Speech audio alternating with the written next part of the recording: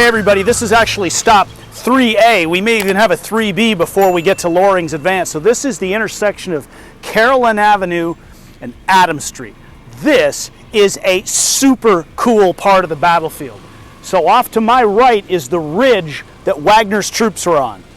All right, so that ridge runs from the pike all the way east toward Adams Street. Adams Street runs north and south, named for General John Adams, who died here. But look to the south. Look at how the ground rolls up. So from Wagner's position, they can't really see the Confederates from A.P. Stewart's Corps and Cleburne's division until they come rolling up over that ridge. The Confederates come bowling down into this low ground and then push up the ridge and smash Wagner right off the top of it, and then it is just a full-on charge to the main line. So now we're inside the vehicle. This is a battlefield perspective you don't often get. So we're actually driving now north on Adams Street. On our right is Mercury Drive. We just left behind Carolyn and Columbia. Here to the left, interestingly enough, called the General's Retreat Place. I don't know where they come up with these names. But what's really amazing is as you get to the top of the ridge, check out the view straight ahead. So this is from the Confederate perspective. As they blow past Wagner's troops and right through them, straight ahead, you can actually see this vehicle dive down into some low ground, and as it kind of comes back into view, that intersection is Cleburne and Stewart, where they come together with Adams.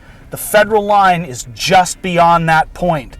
So here to my left, Gist Street, named for another one of the Confederate generals. We're going to take a right up here at Meadowlawn and head down toward Loring's Advance next. This is one of my favorite places on the battlefield. So for orientation, due south, Carter House is off that way. Right behind me are the railroad tracks, the old Nashville and Decatur line. So A.P. Stewart's Corps, Carnton's off in that direction. They're coming this way. Sweeping through this area are three full divisions: French's division, Walthal's division, Loring's division. This roughly 5-acre tract, which you're going to see in just a minute, was saved almost 20 years ago, largely by property owners in this area who didn't want something built behind their homes. Save the Franklin Battlefield and American Battlefield Trust later are involved.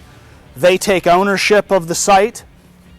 And a number of years ago, it was transferred to the Battle of Franklin Trust. So we now interpret it and maintain it.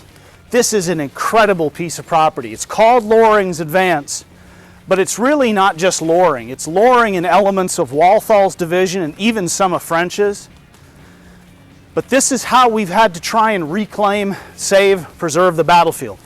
Bit by bit, piece by piece. If you visited before or come again, you'll see lots of ground around Carter House and Carnton, contiguous property that's now preserved. But there are these little pieces which are like jewels in the rough, and this is one of them.